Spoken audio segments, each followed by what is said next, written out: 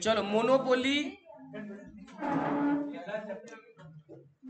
Monopoly का मतलब क्या होता है? मोनोपोली का मतलब होता है सिंगल सेलर, है ना? एक ऐसा मार्केट जहां पे सिर्फ और सिर्फ बेचने वाला एक जन है, उसको बोलते हैं मोनोपोली मार्केट। क्या बोलते हैं? तो मोनोपोली मतलब control of the single seller, उसको बोलते हैं monopoly market. Are you getting my point? तो monopoly is a market in which only there is a single seller of the commodity, और उस कमोडिटी का कोई दूर दूर तक कोई क्लोज सब्सटीट्यूट्स नहीं होना चाहिए, तब जाके वो मोनोपोली बनता है। Are you getting my point? तो मोनोपोली में कुछ कुछ बात सुन लो। There is only one seller and many buyer, single seller, no close substitute, और उसके अलावा रेस्ट्रिक्शन ऑन एंट्री, कोई नया सेलर बाजार में घुस नहीं सकता, because there is complete restriction of entry. अगर कोई और घुस गया तब तो मोनोपोली मार्केट नहीं रहेगा ना। तो इसीलिए, और एक चीज बताओ, मोनोपोली में बेटा क्योंकि एक ही सेलर है, तो जो फर्म है और जो इंडस्ट्री है दोनों में कोई फर्क नहीं है। इंडस्ट्री कैसे बनता है? फर्म से। जब 10-15 फर्म्स हो जाता तब इंडस्ट्री बनता है, मगर इसमें वही फर्म है वही इंडस्ट्री है, वही करता वही धरता। तो जो फर्म है वही इंडस्ट्री है मोनोपोली में। Are you getting my point? अब और एक चीज सुन लो सर, मोनोपोली में एक और चीज लिखा हुआ है, क्या? सुन लो, they are the price maker. Price maker मतलब अपने मर्जी से दाम लेता है, कभी मन चाहे बढ़ा दिया, कभी मन चाहे घटा दिया। They are the price maker, but perfect competition में ऐसा नहीं होता है, वो लोग प्राइस टेकर होता है। क्या होता है? परफेक्ट कंपटीशन और मोनोपोली में क्या फर्क है? परफेक्ट कंपटीशन में बहुत सेलर होते हैं और बहुत बायर होते हैं, तो तुम दाम को बढ़ा या घटा नहीं सकता है, फ्री एंट्री फ्री एग्जिट होता है। लेकिन इसमें सिंगल सेलर है, वो प्राइस मेकर है, अपने हिसाब से प्राइस को ले सकता है, कोई क्लोज सब्सटीट्यूट नहीं होता। Are you getting my point? अब एक और चीज सुन लो ध्यान से प्लीज, मैं तुमको एक चीज अगर यहाँ पे दिखा दूं तो तुमको और ज्यादा क्लैरिटी आ जाएगा। देखो ध्यान से, मान लो मेरे को कुछ जगह मिल गया तो मैं यूटिलाइज कर लेता हूँ यहाँ पे। देखो, परफेक्ट कंपटीशन का पहले बता रहा हूँ, सुनो। परफेक्ट कंपटीशन में और मोनोपोली में थोड़ा फर्क समझो। जैसे मान लो मैंने परफेक्ट कंपटीशन में 4 पेन बेचे। पहला पेन दुकानदार आया, बायर आया, 10 रुपए में बेचा। दूसरा पेन आया, दूसरा बायर आया, उसको भी कितना में बेचा?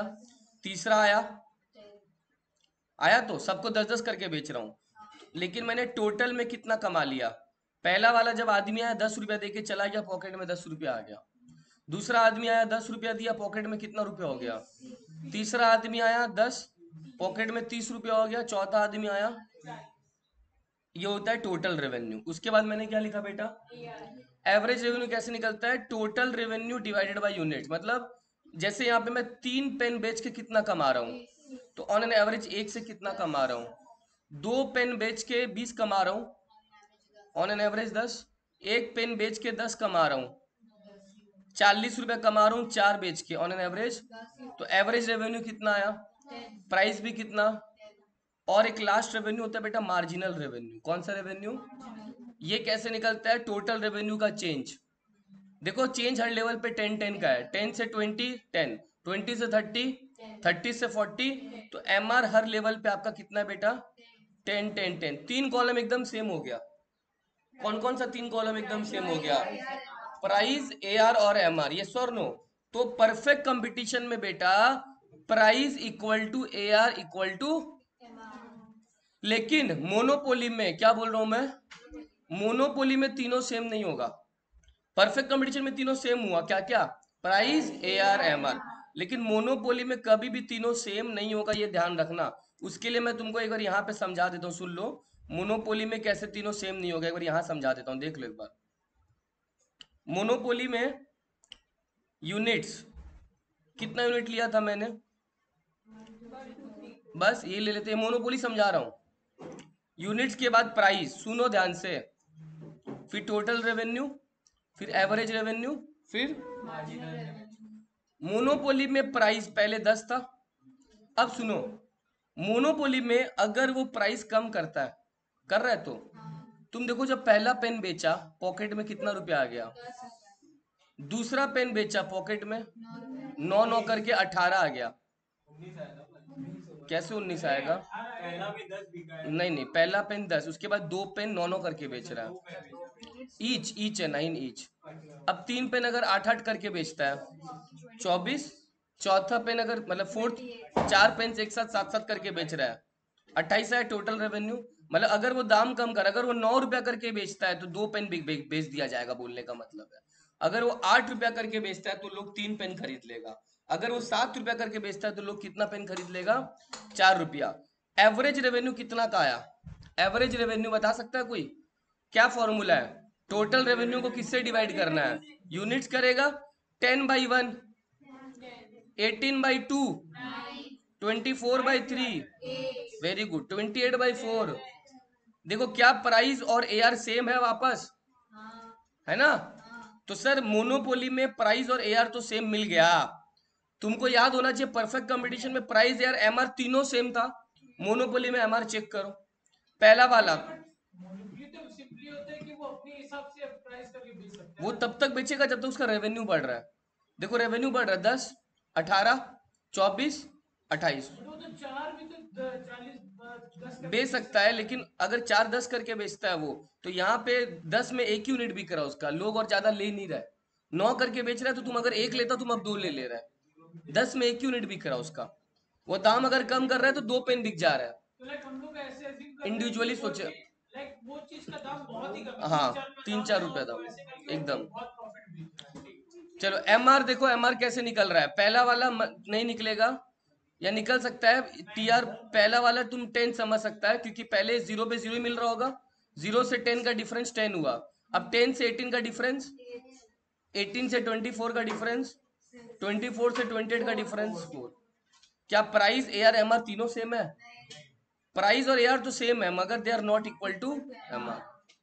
ये क्वेश्चन आता है कि मोनोपोली में क्या दो सेम होता है? प्राइस और ए आर तो सेम होता है, मगर एम आर और परफेक्ट कंपटीशन में तीनों सेम होता है।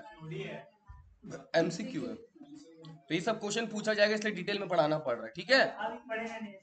समझा? मोनोपोली में प्राइस और एआर जो है वो सेम रहेगा, मगर एमआर सेम। और परफेक्ट कंपटीशन में तीनों सेम होगा, प्राइस भी, एआर भी, और are you getting my point? अब आ जाओ, सुनो और एक चीज सुन लो बेटा। जो एवरेज रेवेन्यू कर्व होता है ना, उसको डिमांड कर्व के नाम से भी जाना जाता है। क्या बोला मैंने? एवरेज रेवेन्यू कर्व को क्या बोलते हैं? अच्छा एक सवाल मेरा सबसे है, मैंने अभी मोनोपोली बनाया है तो ए आर एम आर दिखाया ना, तो मेरे को बता सकते हो ए आर एम आर का कर्व कैसा होगा? ए आर और एम आर का कर्व देखो, दोनों गिर रहा है ना, दोनों गिर रहा है, तो दोनों डाउनवर्ड स्लोपिंग होता है। लेकिन ऊपर में कौन है हर बार? ज्यादा बड़ा कौन है? चेक करो। ए आर है ना, तो ए आर का कर्व ऊपर होता है, एम आर का कर्व नीचे होता है। यानी सर आप अगर मेरे को बोलो कर्व बना के दिखाओ, तो मैं यहाँ पे अगर जगह है मेरे पास तो बिल्कुल कर्व बना के यहाँ दिखाता हूँ। ये देखो, ये देखो, ये ए आर का कर्व बेटा, डाउनवर्ड स्लोपिंग, और ये एम आर का कर्व, ठीक है? और एम आर अगर और ज्यादा होगा तो नेगेटिव भी हो सकता है, ए आर कभी नेगेटिव नहीं हो सकता, ठीक है? स्ट्रेट जाने लग गया, ठीक है? तो ए आर और एम आर का कर्व ऐसा ही होता है, दोनों डाउनवर्ड होता है, मगर एम आर नेगेटिव भी हो सकता है, ए आर कभी नेगेटिव नहीं हो सकता। Are you getting my point? नहीं, मोनो परफेक्ट में तीनों सेम होता है, बोला ना। परफेक्ट कंपटीशन में ऐसा कर्व होता है, ठीक है? परफेक्ट कंपटीशन में तीनों का कर्व ऐसा ही होता है, ठीक है? मोनोपोली में ऐसा नहीं होता है। मोनोपोली में परफेक्ट कंपटीशन याद नहीं है, 10-10 आया था तीनों का। कहाँ गिर रहा है? ये देखो, नहीं गिर रहा। कहाँ गिर रहा है? कहाँ गिर रहा है? 10-10 तो है। हाँ, अब आ जाओ, सुनो फटाफट देखो।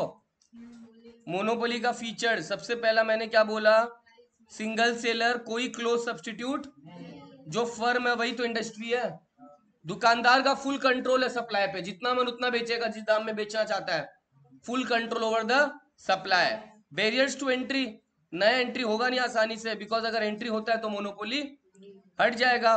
डाउनवर्ड स्लोपिंग डिमांड कर है कि नहीं? मैंने बोला एआर को कौन सा कर बोलते हैं? डिमांड कर। डिमांड कर कैसा था मोनोपोली का, ये समझाने के लिए मेरे को समझाना पड़ा।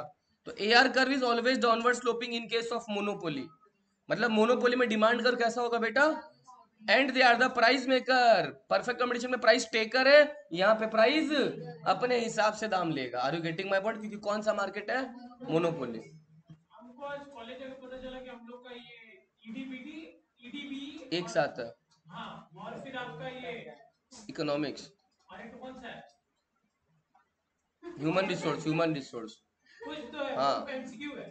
हाँ, वो भी एमसीक्यू, ये भी एमसीक्यू। हाँ, तो हमको ये हमको चैप्टर का नाम पता ही नहीं था पहला। सब्जेक्ट क्या बोला पहला? ईडीबी, देखो इंटरनेशनल डेवलपमेंट। ऑलरेडी ये कवर हो चुका है। Nature of demand and revenue. Average revenue कैसा आया बेटा?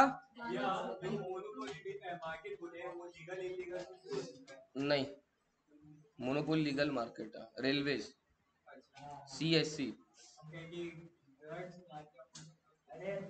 ठीक है। डाउनवर्ड स्लोपिंग हुआ यार। एमआरबी कैसा हुआ?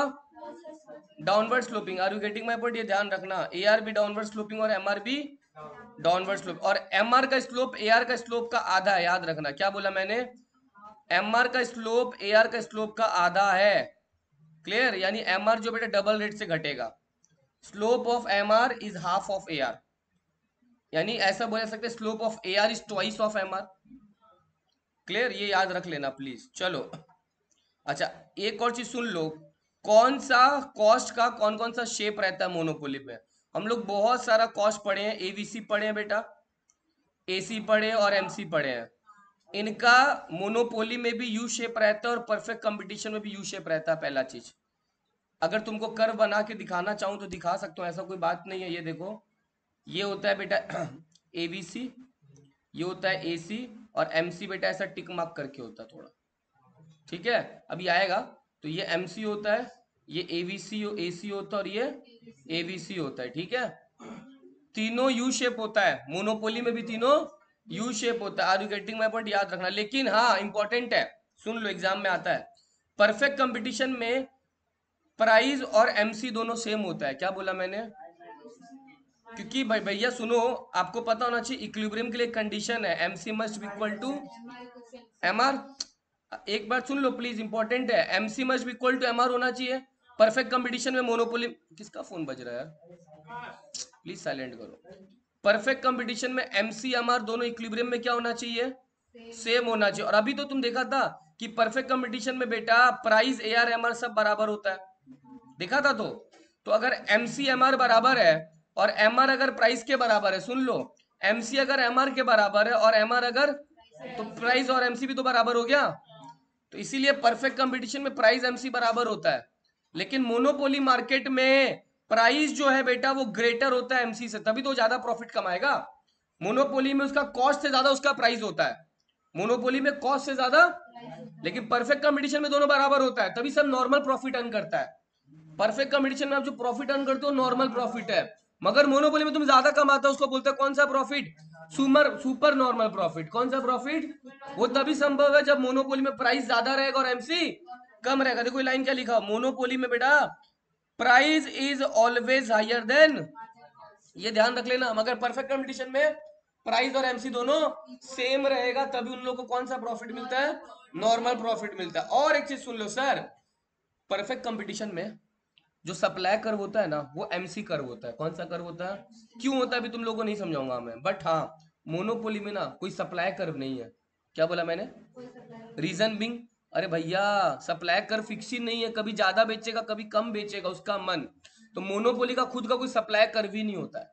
परफेक्ट कंपटीशन में खुद का सप्लाई कर्व होता है, वो एमसी कर्व होता है। बट मोनोपोली में खुद का कोई सप्लाई कर्व, देखो क्या लिखा है, under monopoly marginal cost curve is not the supply curve. Marginal cost is the supply curve, but in which market? But under monopoly market there is no supply curve. Monopoly market में कोई supply curve, ये ध्यान रख लेना, monopoly market में कोई supply curve. और monopoly market में क्या ज्यादा रहेगा, प्राइस या मार्जिनल कॉस्ट? प्राइस ज्यादा रहेगा, मार्जिनल कॉस्ट कम रहेगा। Price is always greater than margin, तभी तो ज्यादा प्रॉफिट कमाएगा ना। कॉस्ट ज्यादा नहीं रहना चाहिए, कॉस्ट कम रहना चाहिए, प्राइस, तभी तो प्रॉफिट ज्यादा आएगा। लॉजिकल है, याद रहेगा। चलो आगे बढ़ रहा हूं, सुनो ध्यान से। मिसकंसेप्शंस करने का जरूरत नहीं है, एमसीक्यू में कोई फायदा नहीं है। हाँ ये बहुत इंपॉर्टेंट है, सुनो। हम लोग को एमसीक्यू में ग्राफ दे देगा, उसको बताना मत। हाँ वो दे सकता है, वो दे सकता है। देता है कि दे सकता है? दे बहुत कम देता है, देने को दे चांस कम है। लेकिन मीनिंग ऑफ मोनोपोली पावर, आ जाओ सुनो ध्यान से।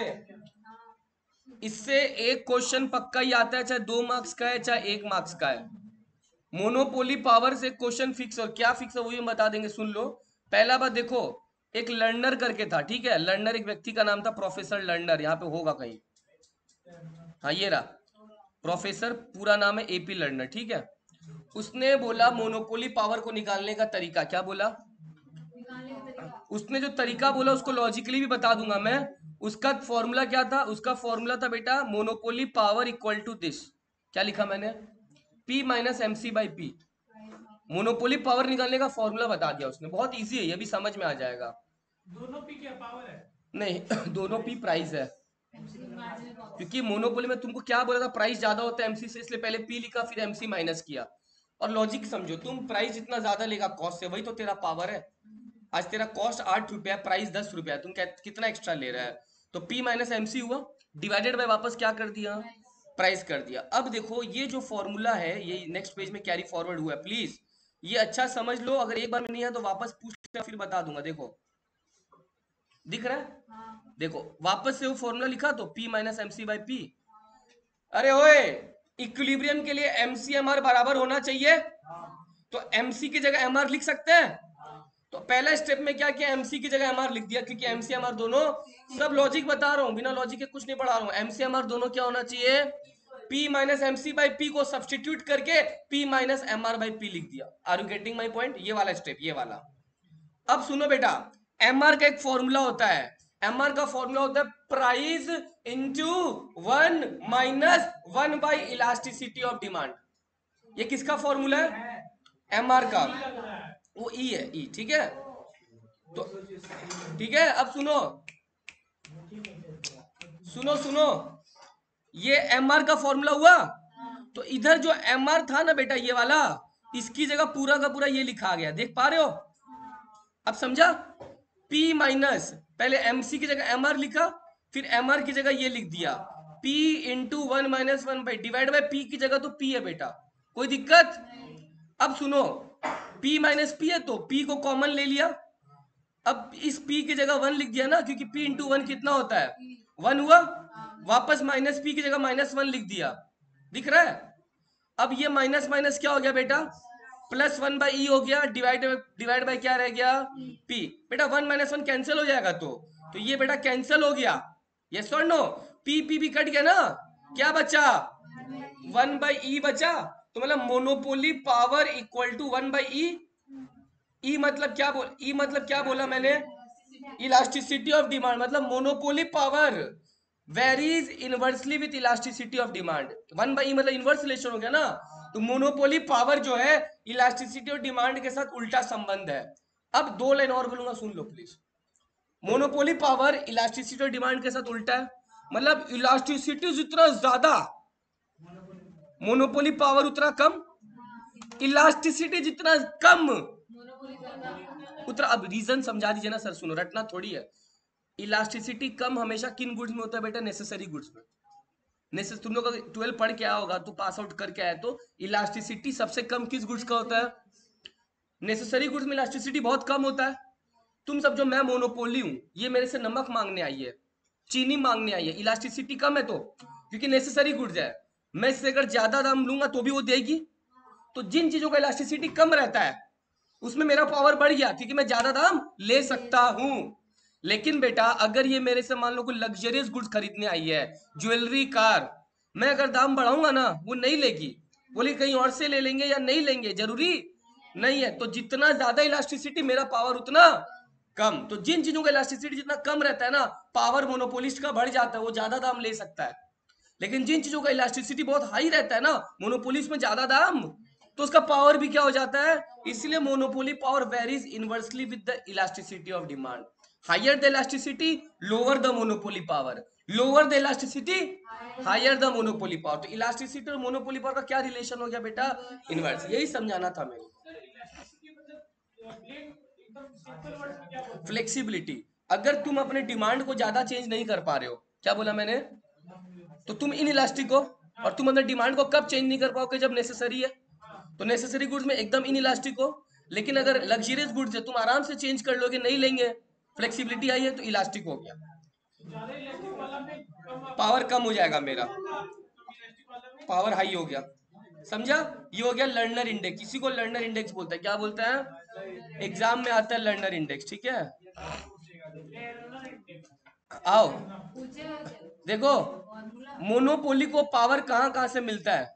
हाँ, एमसीक्यू देगा ना तो कौन सा सही ऑप्शन है? Learner index, AP learner. Sources of monopoly power soon low. Elasticity is the vital source. अगर इलास्टिसिटी कम है पावर ज्यादा, इलास्टिसिटी ज्यादा है तो पावर। नंबर ऑफ फर्म्स, ज्यादा जन का नहीं है, मान लो 2-3 बड़े बड़े सेलर है, लेकिन अगर 3-4 भी सेलर है, मेरा पावर कहीं ना कहीं कम हो जाएगा ना, क्योंकि मेरा अकेला का मोनोपोली कहाँ रहा। तो मोनोपोली का पावर का डिपेंडेंट है कि बाजार में और कितने लोग हैं। अगर बाजार में कोई नहीं है, मेरा पावर हाई रहेगा। बाजार में बहुत कम लोग हैं तो पावर ज्यादा रहेगा। कम लोग है बाजार में तो पावर मेरा ज्यादा रहेगा ना। तो लिखा number of firms in the market. Less firms give me high power, high firms will give me low power. And last, nature of interaction among the firms. ये ठीक है, कोई जरूरत नहीं, मेन दो ही चीज है। ठीक है, अब आ जाओ sir monopoly model. Monopoly model में जो मैंने कर्व बताया था ना तुम लोग को, ये वही वाला कर्व है, देख लो एक बार। ये देखो, ए आर और एम आर का कर्व है, उसमें मॉडल में कर्व बताया। ए आर का कर्व बेटा ऐसा होता है, ये ए आर हो गया। एम आर का कर्व बेटा ऐसा होता है, और एम सी कर्व बोला ना टिक जैसा होता है, वो ऐसा हो गया। क्लियर? मेरा एक सवाल है, एम आर एम सी कहाँ मीट कर रहा है? क्या इस पॉइंट पे मीट कर रहा है? इस पॉइंट पे मीट कर रहा है, इस पॉइंट पे। हाँ, यहाँ पे मीट कर रहा है। वेरी गुड, यस और नो, यहाँ पे मीट कर रहा है। तो इसका मतलब अगर बेटा यहाँ पे मीट कर रहा है ना, तो आदमी जो है इतना आउटपुट बनाएगा, सपोज ओ एम इतना आउटपुट बनाएगा, और ये लाइन और ऊपर जा रहा है तो यहाँ तक चेक कर लो, ये लाइन ए आर को कहाँ टच कर रहा है, यहाँ कर रहा है, तो मतलब वो इतना प्राइस लेगा बेटा, ओपी प्राइस लेगा। तो ये उसका प्राइस हो गया और ये इसका क्वांटिटी हो गया। Are you getting my point? Monopoly में क्वांटिटी इतना है, ठीक है, ये वाला नीचे वाला, ये इतना प्राइस, ये वाला ओपी, ये वाला, ठीक है, इतना प्राइस इतना क्वांटिटी। जहां एमसीएमआर मिला वहां से डिसाइड हुआ कितना आउटपुट होगा और कितना। जैसे यहाँ पे देखो एमसीएमआर कहाँ मिल रहा है, ये रहा एमसी बेटा, और यहाँ मिल रहा है ना, तो ये जो लाइन दिख रहा है आपको, ये हो गया क्वांटिटी। ठीक है, ये वाला मान लो ये पूरा ओ क्यू जो भी है क्वांटिटी, और प्राइस देखो ये लाइन ए आर को कहाँ छू रहा है, यहाँ छू रहा है ना, तो ये बेटा हो गया इसका प्राइस। ये मोनोपोली का प्राइस इतना हो गया, ये पूरा। ठीक है, are you getting my point? ये नॉर्मल प्रॉफिट है, वो भी आऊंगा जब इक्विलिब्रियम बताऊंगा, तो अभी प्रॉफिट बताया नहीं। अब और एक चीज सुन लो प्लीज, मेरे को एक सवाल है मन में, फिर ये लोग ये क्यों बना के दिया? सुनो ध्यान से, वेरी वेरी इंपॉर्टेंट, कि ये क्यों बना के दिया। मैंने तुम लोग को बोला था ना बेटा, परफेक्ट कंपटीशन में price M R M C सब सेम होता है। तो बेटा ये जो इक्विलिब्रियम है ना, ये वाला, ये परफेक्ट कंपटीशन का इक्विलिब्रियम है। ये बाद वाला पॉइंट किसका? तुम देखो परफेक्ट कंपटीशन पता है क्या होता है, हम लोग का हालत खराब हो जाता है, दाम भी कम लेना पड़ता है, क्वांटिटी भी। मोनोपोली में दाम ज्यादा लो, तुम चेक करो, परफेक्ट कंपटीशन इक्विलिब्रियम यहाँ मैच खा रहे तो उन लोगों को इतना क्वांटिटी देना पड़ रहा है यहाँ से यहाँ तक, उनका प्राइस देखो यहीं तक है बेचारों का, देख रहा है? तो नहीं, सेम नहीं, प्राइस इनका नीचे है और क्वांटिटी इनका और ज्यादा है। तो परफेक्ट कंपटीशन में ज्यादा क्वांटिटी बेचो, प्राइस कम लो। मोनोपोली में क्वांटिटी कम, मोनोपोली में क्वांटिटी कम प्राइस ज्यादा, और परफेक्ट कंपटीशन में क्वांटिटी ज्यादा प्राइस कम। तो जो बाद वाला दिया हुआ ना, जैसे मैं ये दिखाऊं, ये वाला, ये किसका इक्विलिब्रियम हो जाएगा बेटा? तो यहां से यहां तक क्वांटिटी बेच रहा है, मगर प्राइस देखो उनको कितना मिलेगा, इतना कम मिलेगा प्राइस। तो this is the difference between which market? Monopoly and perfect competition. Are you getting my point? Easy है ना? Short run equilibrium, long run में अपने हिसाब से समझाऊंगा, यहाँ पे नहीं समझाऊंगा मैं, जब ये वाला पीडीएफ अभी कंप्लीट हो जाएगा उसके बाद। ठीक है, अभी आगे का पढ़ा रहा हूँ, प्राइस डिस्क्रिमिनेशन। सुनो, शॉर्ट रन लॉन्ग रन अपने हिसाब से समझाऊंगा पीपीटी में। पहले मैं पढ़ा रहा हूँ प्राइस डिस्क्रिमिनेशन। क्या बोला? सुनो, व्हाट इज प्राइस डिस्क्रिमिनेशन। मान लो नेहा मेरी पड़ोसी है, क्या बोला मैंने? नेहा मेरी पड़ोसी है, मान लिया, ठीक है। नेहा बोली सर मैं तो आपकी पड़ोसन हूँ, आप सबसे 1200-1300 रुपया करके फीस लेते हैं, 1400 रुपया करके फीस लेते हैं, मेरे से 600 रुपया लीजिए ना सर, मैं तो आपकी कौन हूँ? पड़ोसन हूँ सर, मैं तो आपकी सामने वाली खिड़की में हूँ, आपका चांद का टुकड़ा हूँ सर। ठीक है। ये गाना कहीं और सूट है। ओह अच्छा, वो वाला। ठीक है, वो टुकड़ा चला गया। बेचारी का शादी भी हो गई। ठीक है, तो मेरे मर्जी से मैं चाहूं उससे 600 लूं, साहिल देख रहा हूँ बहुत पैसे वाले, उसे 2000 रुपया लूं। यस और नो? हर्ष बोला चलो यार सर जिम का ट्रेनिंग दे देंगे, 1200 रुपया लीजिए मेरे से। तो मोनोपोली जब एक ही सर्विस का एक ही सर्विस का अलग अलग लोगों से अलग अलग दाम लेता है, उसको बोलते हैं प्राइस डिस्क्रिमिनेशन। क्या बोलते हैं? You are providing same service, you are providing but you are charging different rate for the same service, that is called price discrimination. You are charging different price but for the same product, इसको बोलते हैं price discrimination. समझा? पहला बात, price discrimination का मतलब कि price अलग अलग है मगर चीज सेम है, उसको बोलते हैं प्राइस। जैसे एक डॉक्टर है, हो सकता है वो डॉक्टर गरीब लोगों का कम में इलाज कर दे और अमीर लोग से जो नॉर्मल रेट है वही ले, तो that is price discrimination. Are you getting my point? That is called price discrimination. ठीक है, अब सुनो, what are the different types. ये एग्जाम में पक्का एक एमसीक्यू पूछा जाता है। 3 तरह का प्राइस डिस्क्रिमिनेशन होता है। एक होता है बेटा पर्सनल, एक होता है ज्योग्राफिकल, और एक होता है on the basis of use. Sir what is personal? जैसे मैंने डॉक्टर वाला एग्जांपल दिया ना, डॉक्टर की अपनी इच्छा है, मेरी अपनी इच्छा है किससे कितना लूं, वो हो गया पर्सनल प्राइस डिस्क्रिमिनेशन, वो हो गया। डॉक्टर रिच से अलग ले सकता है, पुअर से अलग ले सकता है, टीचर अपना किसी खास से अलग ले सकता है, नॉर्मल से अलग ले सकता है, that is called personal price discrimination. Are you getting my point? It depends upon the willingness of the person. But दूसरा क्या बेटा?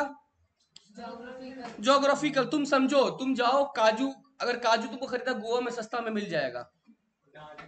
दारू, वीडियो रिकॉर्डिंग हो रहा है, हम भी फ्लो फ्लो में बोल दिए। ठीक है, गलत तो नहीं बोला, सस्ता मिल जाएगा, सस्ता मिल जाएगा, बीच के पास है, किनारा समंदर का, यहाँ पे वही महंगा मिलेगा। तो ज्योग्राफिकल एरिया के हिसाब से भी अलग अलग अलग दाम लिया जा रहा है। वो तो दोनों पास पास समझ, उतना तो डिस्टेंस नहीं है।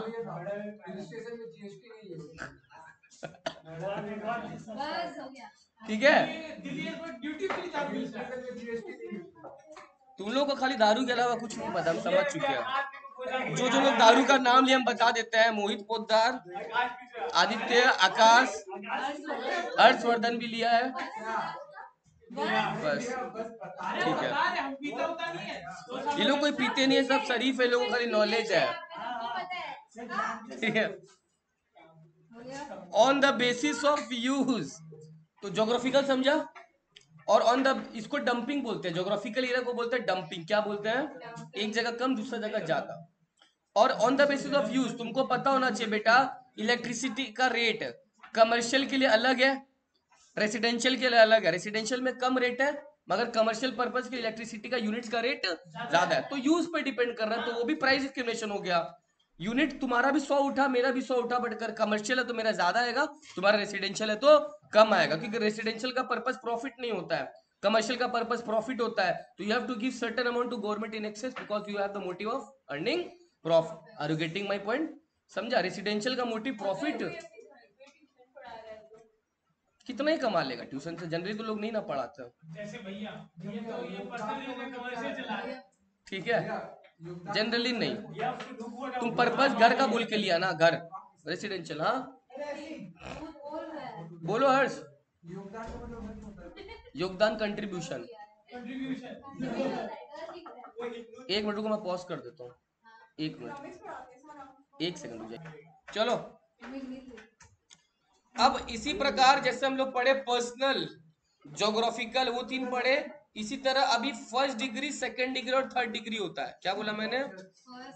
फर्स्ट डिग्री, सेकंड डिग्री और थर्ड डिग्री होता है। सुन लो फटाफट, ये देखो, सबसे पहला जो फर्स्ट डिग्री होता है ना बेटा, उसमें मोनोपोलिस्ट बहुत लालची होता है। जैसे मान लो वो अभी आंटी आके गई, वो मेरे से फीस पूछी ना, मैंने बोला इकोनॉमिक्स का 500 रुपया, मैं अगर उनको ऐसा बोलता आप कितना दे सकते हैं मैक्सिमम उतना दे दीजिए, तो मोनोपोलिस्ट जितना आदमी दे सकता है उतना ले ले, अगर ऐसा कोई मोनोपोलिस्ट है उसको बोलते हैं फर्स्ट डिग्री। क्या बोलते हैं? भले वो दे सकती है 1200, अगर वो बोलती है ना कि मैं 1200 दे सकती हूँ, और अगर मैं उनको बोलता हाँ तब आपके लिए 1200 फीस है, तो फर्स्ट डिग्री हो जाता।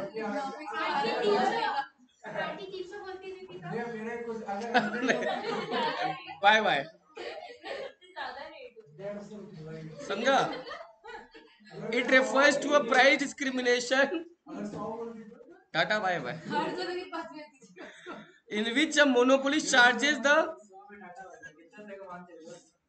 500 minimum, charges the maximum price that each buyer is willing to pay. इसको बोलते हैं परफेक्ट प्राइस। यही तो होना चाहिए कि भैया जितना बायर दे सके। लॉयर लोग यही तो करता है, क्लाइंट से जितना ले सकता है ले लेता है। ये sir no, lawyer doctor exam में आता है, लॉयर डॉक्टर, डॉक्टर जनरली तो कम नहीं ना करता है। तो लॉयर डॉक्टर ये लोग फर्स्ट डिग्री में आ गए। किस में आ गए बेटा? तो टीचर्स का नाम कभी नहीं आता है, रेस्पेक्टेबल प्रोफेशन है वो, है ना? ठीक है, तो लॉयर डॉक्टर एग्जाम में आएगा। लॉयर डॉक्टर कौन सा डिग्री है? भाई सेकंड आ जाओ बेटा, नहीं सेकंड डिग्री, मेरा कोई डिग्री नहीं है। सेकंड डिग्री क्या होता है सुन लो, रेलवेज जो है थोड़ा सर्विस अपना बदल देता है। तुम अगर देखिएगा जनरल का जो लाइन लगता है बोगी का, पूरा भीड़ वाला लाइन, 100-150 में तुम यहाँ से बिहार बिहार पहुंच जाएगा। उसके बाद होता है बेटा तुम्हारा स्लीपर, फिर 3 टायर 2 टायर। एयरलाइन में भी ऐसा ही है, इकोनॉमी क्लास 2 टायर पे फर्क है तुम्हारा, 2 का सीट रहेगा और अंदर में पर्दा भी रहेगा। ऐसा सिस्टम है, गया है ना? ऐसा सिस्टम है, 2 टायर 1 टायर। हाँ नहीं अब, और 3 टायर तो जैसे नॉर्मल है, 3-3 6 2 8 एसी रहेगा बस। हम मंत्री थोड़ी रहे रेलवे का। किसको? तुमको जाना है? हाँ जाओ ना भाई। एयरलाइन वाला जो है उसमें एक बिजनेस क्लास होता है, एक इकोनॉमी क्लास होता है। ये सोच लो, जैसे हम लोग इकोनॉमी क्लास में जाएगा, सेलिब्रिटी लोगों को कौन सा क्लास मिलता है बेटा? बिजनेस क्लास, ठीक है। वो लोग तो प्राइवेट जेट, हेलीकॉप्टर। तो ये जो प्राइस डिस्क्रिमिनेशन हो रहा है, रेलवेज कर रहे हैं, एयरलाइन कर रहे हैं, लोगों की कैपेसिटी के हिसाब से थोड़ा सर्विस में फर्क है, उसको बोलते हैं सेकंड डिग्री। क्या बोलते हैं? ये ध्यान रखना प्लीज। देखो जैसे रेलवेज या एयरलाइंस, ठीक है। और थर्ड डिग्री ऑलरेडी हम लोग पढ़ चुके हैं, क्या है पता है? थर्ड डिग्री में ना मोनोपोलिस्ट अपने मार्केट को 2 भाग में बांट लेता है, जिसका इलास्टिसिटी ग्रेटर देन 1 और जिसका इलास्टिसिटी, बताओ किस में ज्यादा प्राइस चार्ज करेगा, किस में कम चार्ज करेगा? ये बताया मैंने। ग्रेटर देन 1 में ज्यादा करेगा ना कम करेगा? थप्पड़ खा जाओगे प्राची, कम करेगा। फिर थप्पड़। इलास्टिसिटी और मोनोपोली का नेगेटिव रिलेशन बोला था ना, तो इलास्टिसिटी ग्रेटर है, ज्यादा है, तो पावर उसका कम हो जाएगा। क्या क्या तुम आज इधर बैठा है, उसका कंसंट्रेशन खराब हो गया। इलास्टिसिटी अगर कम है, इलास्टिसिटी अगर कम है तो पावर उसका, तो इसमें वो हाई प्राइस चार्ज करेगा और इसमें बेटा वो लो प्राइस। तो इसमें थर्ड वाले में ना इलास्टिसिटी के बेसिस पे जो है दाम को ज्यादा कर देता है। Are you getting my point?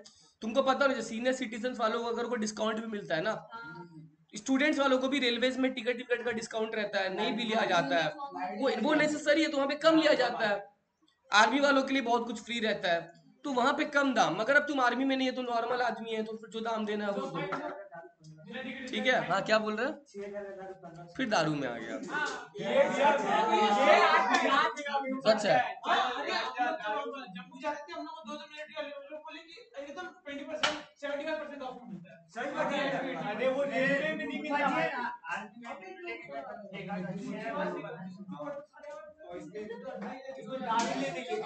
खाली यहाँ पे दारू की चर्चा हो, आंटी को रुको। ऐसे लग रहा है पूरा पियक्कड़ बैच को पढ़ा रहे हैं। देखो नॉलेज है ना भी करनी है। देखो हां आप भी आकाश को तो बहुत नॉलेज है। मेरा भरोसा नहीं है। मेरा स्टार्टिंग चलने वाला भी है। मेरा बात कौन छेड़ रहा है? आकाश और बिहार में भी आकाश कैसे बात आदिक तरफ से आया था। भगवान ने मेरे से चालू हो। Necessary conditions, come on necessary conditions for price discrimination. पहला बात, प्राइस डिस्क्रिमिनेशन करना है तो बेटा मोनोपोली तो होना चाहिए। परफेक्ट कंपटीशन में ऐसे भी प्राइस डिस्क्रिमिनेशन नहीं होता है। और मैंने बोला मार्केट अलग अलग होना चाहिए, सर नो, मार्केट ऐसा और ऐसा भी होना चाहिए। सुन लो, कंज्यूमर जो है, बहुत इंपॉर्टेंट लाइन है, कंज्यूमर एक मार्केट से दूसरा मार्केट मूव नहीं करना चाहिए। एग्जांपल बता रहा हूँ, मान लो नेहा एक ऐसे मार्केट में जहाँ इलास्टिसिटी कम है और मोहित ऐसे मार्केट में जहाँ इलास्टिसिटी, तो अब क्या होगा अगर ऐसा हो जाए कि नेहा इस मार्केट से उस मार्केट में मूव कर सकती है, तब नेहा तो जो है वो ज्यादा दाम, या फिर मोहित मूव कर सकता है तो मोहित क्या करेगा, कम दाम में लेके नेहा को दे देगा। तुम समझो वो ऐसे मार्केट में जहां पे इलास्टिसिटी हाई है, उससे तो कम दाम लिया गया होगा, और वो कम दाम में लेके किसको बेच देगा, और अगर ऐसा बेच देगा तो नया फिर उधर खरीदेगी नहीं मोनोपोलिस से। इसलिए मार्केट सेपरेट होना चाहिए, एक बायर दूसरा मार्केट में नहीं जा सकता है। There should not be any contact between the buyers of different markets. हाँ, सेम मार्केट के बायर्स में कांटेक्ट हो सकता है, ये लोग सब इलास्टिसिटी ग्रेटर देन 1 वाला है और तुम लोग लेस देन 1 वाला है, तुम लोग का कांटेक्ट हो सकता है, तुम लोग आपस में कांटेक्ट हो सकता है, बट अलग अलग मार्केट के बायर्स का कांटेक्ट नहीं होना चाहिए। समझा मेरा बात? नहीं तो वापस से रीसेल कर देगा ना, वो चीज नहीं होना। वही लिखा है देखो, नो कांटेक्ट बिटवीन बाय, पहले ही पढ़ा दिया मैंने।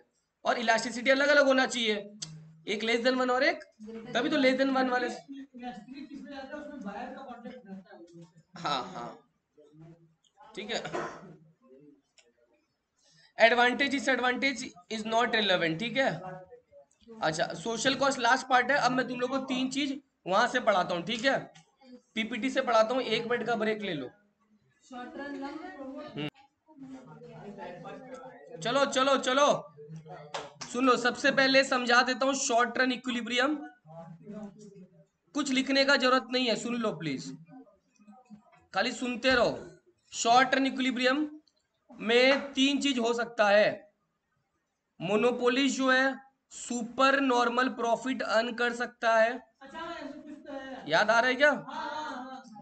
उसके बाद नॉर्मल प्रॉफिट अर्न कर सकता है, और लॉस। शॉर्ट रन में तीनों चीज संभव है, ठीक है। अच्छा, लॉन्ग रन में केवल यही दोनों चीजें संभव है, सुपर नॉर्मल प्रॉफिट और नॉर्मल प्रॉफिट। लॉन्ग रन में कभी लॉस नहीं होता है। शॉर्ट रन में भले ही लॉस हो सकता है, लेकिन लॉन्ग रन में कभी मोनोपोलिस्ट को लॉस नहीं होता। तो शॉर्ट रन में 3 चीजें संभव है, बता रहे। शॉर्ट रन में तीनों चीज संभव है, कैसे होगा ये बताऊंगा। और लॉन्ग रन में केवल प्रॉफिट ही होगा, वो प्रॉफिट चाहे नॉर्मल हो चाहे सुपर नॉर्मल हो। Are you getting my point? अब सुनो, शॉर्ट रन में सबसे पहले मैं दिखा रहा हूं सुपर नॉर्मल प्रॉफिट। क्या दिखा रहा हूं ये देखने के लिए प्लीज समझ लो अच्छा से, मैं थोड़ा बड़ा करके डायग्राम बना रहा हूं। देखो, ये पूछा नॉर्मल और सुपर नॉर्मल में फर्क क्या होता है, पहले ये समझ लो। कॉस्ट में हमारा लैंड लगता है, लैंड का रेंट देते हैं। मान लो मैंने 2 रुपया का रेंट दिया, लेबर को क्या दिया, इसको रेंट समझ लो, ठीक है। वेजेस मैंने लेबर को 3 रुपया दिया, जिससे मैंने उधार लिया कैपिटल, उस पर उसको क्या दिया, इंटरेस्ट 2 रुपया दिया। और लास्ट में एंटरप्रेन्योर का प्रॉफिट भी तो एक कॉस्ट है ना, 4 फैक्टर होता है, लैंड, लेबर, कैपिटल, एंटरप्रेन्योर। उसका उसका प्रॉफिट तो बिजनेस के लिए कॉस्ट है। मान लो वो आ गया बेटा तुम्हारा 3 रुपया, टोटल कॉस्ट कितना आ गया, आया टोटल कॉस्ट 10 रुपया। और मान लो इनका टोटल रेवेन्यू जो इन्होंने कमाया वो भी 10 कमाया, कॉस्ट 10 रेवेन्यू 10। अगर कभी किसी के मुंह से सुनोगे कॉस्ट 10 लग रहा है रेवेन्यू भी 10 लग रहा है, तो कोई बोल रहा बिजनेस बंद कर देना चाहिए। नहीं भाई, तुमने उस कॉस्ट में ऑलरेडी अपना प्रॉफिट घर लेके जा चुका है। तुम कितना रुपया का चेक करो यहाँ पे। तो इस कॉस्ट में जब टोटल कॉस्ट और टोटल रेवेन्यू बराबर होता है ना, तो आदमी हमेशा नॉर्मल प्रॉफिट अर्न करता है, जितना करना चाहिए। कितना रुपया, 3 रुपया। वो क्योंकि इसमें प्रॉफिट कमा के ना तुम कॉस्ट जोड़ा है अपना 10 रुपया, ये रहा तो प्रॉफिट है। तो ये 3 रुपए तुम्हारा कॉस्ट और रेवेन्यू दोनों बराबर हो गया, तुम ज्यादा कुछ नहीं कमा पाया, ज्यादा नहीं, 3 रुपया कमाया ना, बस ये। अब तुम ज्यादा कब कमाता, अब कमाता। देखो, तुम्हारा रेंट 2 रुपया बोला था, तुम्हारा वेजेस 3 रुपया बोला था, तुम्हारा इंटरेस्ट 2 रुपया बोला था, तुम्हारा प्रॉफिट 3 रुपया बोला था, कॉस्ट कितना दिखा, लेकिन तुमने रेवेन्यू जो है वो 12 कमाया। अब तुम्हारा टोटल रेवेन्यू ज्यादा है तो टोटल कॉस्ट से कितना ज्यादा है, 2 रुपए। ये तो 2 रुपए सुपर नॉर्मल हो गया, एक्स्ट्रा हो गया। 3 रुपए तुम ऑलरेडी अपने घर लेके जा चुका है, तो ये तो 3 रुपए वो नॉर्मल प्रॉफिट है, और जो तुम्हारा एक्स्ट्रा है ना वो कौन सा प्रॉफिट है। तो तुम्हारा रेवेन्यू जितना ज्यादा रहेगा कॉस्ट से वो सुपर नॉर्मल है, दोनों अगर बराबर है तो नॉर्मल प्रॉफिट है। कल को ऐसा हो जाए तुम्हारा रेवेन्यू केवल 9 रुपया हो जाए, तब तो लॉस है बेटा, क्योंकि तेरा कॉस्ट रेवेन्यू से बहुत ज्यादा है। समझा कैसे आ रहा है? वो लॉस नहीं है, ये वाला पहला इसमें। और ऐसे अगर तुम सोच रहे टोटल रेवेन्यू 9 आ रहा है तुम्हारा, टोटल रेवेन्यू, तो बिजनेस बंद नहीं करेंगे, क्योंकि 3 तो घर आ गया ना, घर तो आ गया ना, 3 रुपया बस, ठीक है। और भैया एक चीज और, जो सुपर नॉर्मल प्रॉफिट है तो वो बेसिकली बिजनेस को वापस इन्वेस्ट करने के वो ले जाता है। नहीं, वो अगर मोनोपोली है तो उसको लेके भी जा सकता है। परफेक्ट मशीन इन्वेस्ट कर दिया जाता है जनरली, परफेक्ट कॉम्बिनेशन में इन्वेस्ट हो जाता है, और परफेक्ट कॉम्बिनेशन में सुपर नॉर्मल प्रॉफिट बहुत रेयर होता है। शॉर्ट रन में हो सकता है, लॉन्ग रन में खाली नॉर्मल प्रॉफिट, परफेक्ट कंपटीशन। अब सुनो इसका कर्व समझो। मैंने बोला था बेटा AR का कर्व ऐसा ही होगा, है ना। MR का कर्व बेटा ऐसा होगा, डाउनवर्ड स्लोपिंग। ये MR हो गया, और MC का कर्व कहीं ना कहीं ऐसा ही तो होगा, यस और नो। अब मेरा सवाल है बेटा MC MR, हाँ ऐसे ऐसे भागना चाहिए, ऐसे, ठीक है, वो ऐसा, ठीक है। अब सुनो, MC MR कहाँ मिल रहा है, यहाँ मिल रहा है, MC MR यहाँ मिल रहा है, ये इक्विलिब्रियम हो गया। और ये प्राइस के लाइन के लिए AR तक जाना पड़ेगा ना, क्योंकि तुमको पता होना चाहिए AR को क्या बोलता है, AR इक्वल टू प्राइस, चाहे दोनों मार्केट हो, चाहे परफेक्ट हो चाहे। तो ये मेरा प्राइस हो गया, क्लियर हो गया। प्राइस मान लो OP हो गया, और क्वांटिटी क्या हो गया। अब एक चीज समझो प्लीज, वेरी इंपॉर्टेंट, प्लीज यहाँ पे अगर समझ में तो पूछना, वेरी इंपॉर्टेंट। सुनो, जब तुमको अपना प्रॉफिट निकालना है तो तुमको अपना TR और TC कंपेयर करना चाहिए ना, क्योंकि आप प्रॉफिट निकाल रहे हो। TR और TC कंपेयर करना चाहिए कि टोटल में कितना कमा रहे हो और टोटल में कितना खर्च लग रहा है। बट क्या हम यहाँ पे TR TC का कर्व बना रहे हैं, नहीं। लेकिन यहाँ पे AR का कर्व तो जरूर बन रहा है। तो एक चीज समझो यार, अगर मैं TR को यूनिट से डिवाइड कर दूं और TC को भी अगर यूनिट से डिवाइड कर दूं, दोनों से डिवाइड कर दिया, तो TR और TC लेके चल रहा हूं, तो TR को क्वांटिटी से डिवाइड कर दो, TC को क्वांटिटी से डिवाइड कर दो, ये AR हो गया और ये AC हो गया। तो इस बार हम लोग कभी भी इक्विलिब्रियम TR TC अप्रोच से नहीं दिखाते। कौन सा अप्रोच से दिखाते हैं, बात तो एक ही है, TR को Q से डिवाइड कर रहा है, TC को भी Q से डिवाइड कर रहा है, बात तो एक ही है। तो प्रॉफिट निकालने के लिए हम लोग कौन सा अप्रोच यूज करते हैं, AR AC अप्रोच, क्योंकि AR ऑलरेडी बना रहे हैं, यहाँ पे चेक करो AR बना रहे हैं, राइट। अब मेरा बात सुना, AR तो बना, AC का कर्व बना अभी तक नहीं बेटा। AC का कर्व मैंने जस्ट बताया, तो तुम लोग अगर याद है कि नहीं है, AC का कर्व होता है U शेप। क्या होता है, U शेप। तो AC अपने को बनाना है, क्या बनाना है बेटा, AC। मैं AC बना रहा हूं, ध्यान से देखना प्लीज। बना, यस और नो। क्या चीज, नहीं नहीं, डॉट में टच नहीं होना चाहिए। हालांकि तुम लोग का MCQ के, बट स्टिल बता देता हूँ। आप जब MC और AC बना रहे हो ना, तो ये ध्यान रखना, आपका जो MC कर्व है ना, वो AC को बीचों बीच काटना चाहिए, ये नियम है। ये AC और ये MC है, तो मेरा MC देखो AC को पूरा पूरी बीच से काट रहा है। यहाँ पे देखो मेरा रेड लाइन MC है ना, AC को बीच से काट रहा है, बस बीच से काटना चाहिए। आ सकता है, खुद अब सुनो, काट सकते हो।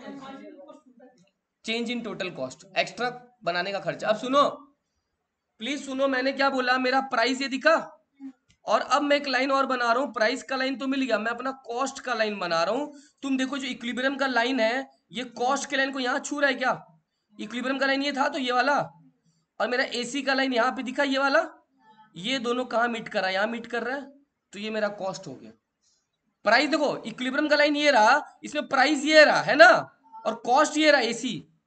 ये कॉस्ट इतना रहा और प्राइस इतना रहा, तो आप सोचो ये आपका कॉस्ट है, ये वाला पार्ट, ये इतना, लेकिन आपका रेवेन्यू पूरा यहां तक है। तो ये जो एक्स्ट्रा रीजन है बेटा, ये हो गया बेटा कौन सा प्रॉफिट, सुपर नॉर्मल प्रॉफिट। एक बार प्लीज वापस समझ लो इसको, क्योंकि एग्जाम में वो लोग क्या MCQ पूछेगा क्या नहीं ना, दिक्कत हो जाता है। ये कौन सा बना मेरा, ये क्या बना मेरा, MR बना, मैंने बनाया यहां से MC, ठीक है, ये बनाया MC। इक्विलिब्रियम दिखा ये वाला लाइन, और ये लाइन मेरा प्राइस को यहाँ छू रहा है, तो ये प्राइस हो गया। अब एक कर्व और बनाना पड़ता है, कौन सा कर्व बेटा, average cost curve. Average cost curve बेटा ऐसा बनाना कि मोटा मोटी तुम्हारा मिनिमम, हालांकि बनाना नहीं, स्टिल मिनिमम से निकलना चाहिए, ठीक है। ये AC निकला। अब ये, हाँ MC के, AC के मिनिमम से MC काटेगा। अब ये इक्विलिब्रियम का लाइन देखो, कॉस्ट का लाइन को कहाँ छू रहा है, मेरे को बताना, मैं स्टॉप कर जाऊंगा। हाँ बस, MC का लाइन AC को यहीं छू रहा है ना, यहां से लाइन बना दूं। अच्छा, ये पूरा रीजन बताओ कॉस्ट है रेवेन्यू है, और ये पूरा रीजन, ये पूरा रेवेन्यू है। तो ये जो रीजन है बेटा, ये क्या हो गया, समझा मेरा बात। तो ये डिपेंड करता है मेरा कॉस्ट कितना। अभी सुपर नॉर्मल प्रॉफिट आया, तो अब देखो कैसे नॉर्मल प्रॉफिट आएगा। सबसे पहले कौन सा ग्राफ, ये नॉर्मल प्रॉफिट दिखा रहा हूँ। सबसे पहले कौन सा कर्व बनेगा, AR, फिर कौन सा बनेगा, चलो ये AR बना, और ये क्या बोला, हाँ MR। अब नेक्स्ट, ठीक है, अब नेक्स्ट, अच्छा पहले यहाँ से वो बना ले, इक्विलिब्रियम बना ले, पहले इक्विलिब्रियम बना लेते, यहाँ से ड्रॉ कर दूं। अच्छा इस पार्ट को क्या, सॉरी ऊपर ज्यादा जाएगा, मैंने गलती से यहाँ कर दिया, ये होगा, ये लाइन कोई काम का नहीं है। चलो ये हो गया मेरा प्राइस। अच्छा इसको क्या बोलेंगे, ये जो पार्ट आया इतना, क्वांटिटी या आउटपुट, राइट, ठीक है। अब क्या बनाना पड़ेगा बेटा, एसी बनाना पड़ेगा, सुनो क्या बनाना पड़ेगा, एसी बनाना पड़ेगा। ध्यान सुनो, एसी जो है तुमको इस प्रकार बनाना पड़ेगा कि तुम्हारा कॉस्ट और रेवेन्यू दोनों क्या होना चाहिए, एकदम सेम होना चाहिए। क्या होना चाहिए, सेम। देखो ध्यान से, देखो पहला मेरा एसी, एसी जो है एमसी उसको बीच से काट रहा है कि नहीं काट रहा है, काटा। अच्छा ये मेरा रेवेन्यू का लाइन जो, देखो ध्यान से देखना प्लीज कैसे जाएगा, मीट कराना। ये रेवेन्यू का लाइन जा रहा है जा रहा है जा रहा है, एसी को कहाँ मीट कर रहा है बताओ, मीट किया अभी तक, नहीं किया, अभी किया, अभी किया, अभी, अभी, तो यही तो मेरा रेवेन्यू भी आ गया और यही कॉस्ट भी आ गया, क्योंकि एसी का लाइन यही तो है, तो यही मेरा कॉस्ट, यही मेरा रेवेन्यू। तो इसको बोलते, कोई एक्स्ट्रा रीजन बना पा रहा हूँ, नहीं, ये मेरा कौन सा प्रॉफिट हो गया बेटा, नॉर्मल प्रॉफिट हो गया।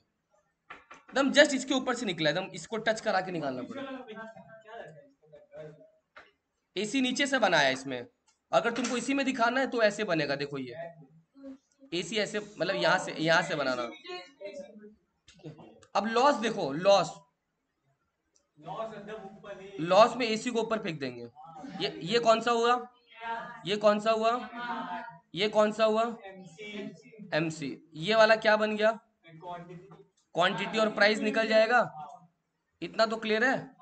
ये प्राइस हो गया, ये आउटपुट हो गया, या क्वांटिटी हो गया। अब कौन सा कर्व बनाना है, एसी बनाना, देखो एसी को और ऊपर से फेंकना पड़ेगा, ठीक है। ये तो मिडल में आ गया। अब देखो ध्यान से प्लीज, थोड़ा प्रॉपर होगा। अब देखो बताओ, रेवेन्यू तो इतना ही है मेरा, रेवेन्यू तो इतना ही है, बट अब देखो ये लाइन कॉस्ट को कहाँ छू रहा है बताना, यहाँ छू दिया क्या इसी को, यहाँ छू दिया, बस नहीं अब ठीक है। देखो प्राइस तो इतना ही था, मगर कॉस्ट इतना पूरा, ये तो ये जो रीजन आया इसको बोलते हैं लॉस, सुपर नॉर्मल लॉस नहीं, खाली लॉस, समझा। तो ये जो चीज है मोनोपोलिस्ट में शॉर्ट रन में तीनों हो सकता है, लेकिन लॉन्ग रन में ध्यान रखना केवल या तो सुपर नॉर्मल प्रॉफिट होगा, ये वाला लॉन्ग रन में। अब ये जो हो गया नहीं, गड़बड़ हो जाता है, रुक जाओ, कीप करना पड़ेगा। हाँ अब इसको वापस स्लाइड शो में लेके जाना पड़ेगा। हाँ चलो, तो जो लॉन्ग रन में बेटा, लॉन्ग रन में क्या क्या हो सकता है, खाली दो चीज, क्या क्या दो चीज, लॉन्ग रन में सुपर या तो ये होगा या ये होगा, ये और नो। लॉन्ग रन में क्या होता है, जब आप धंधा करो 10 साल 12 साल 15 साल, तो लॉन्ग रन में धंधा कर रहे हो तो लॉस के, अगर तुम धंधा कर रहे हो लॉन्ग रन में 15 साल तक अगर तुम लॉस खाता रहता तो धंधा नहीं ना करता। तुम 6 महीना 8 महीना कर रहे बम्पर लॉस खा सकता है, तो बिजनेस क्या कर देगा। तो शॉर्ट रन में कुछ भी हो सकता है, लॉन्ग रन में अगर तुम धंधा कर रहे हैं मतलब पक्का तुम्हारा लॉसेस नहीं हो रहा है। लॉन्ग रन में तो तुम बहुत कमा रहे हैं, नॉर्मल कमा रहे हैं, शॉर्ट रन में कुछ भी हो सकता है। Are you getting my point. होता है बहुत कम, लेकिन मोनोपोलिस्ट का नहीं होता है ना, क्योंकि मोनोपोलिस्ट अकेला आदमी है, तो उसका नहीं हो सकता। Are you getting my point.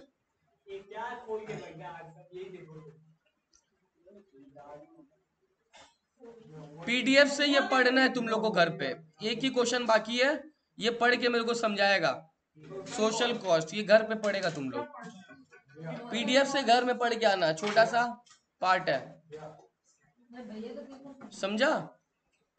सोचता नहीं कौन। हाँ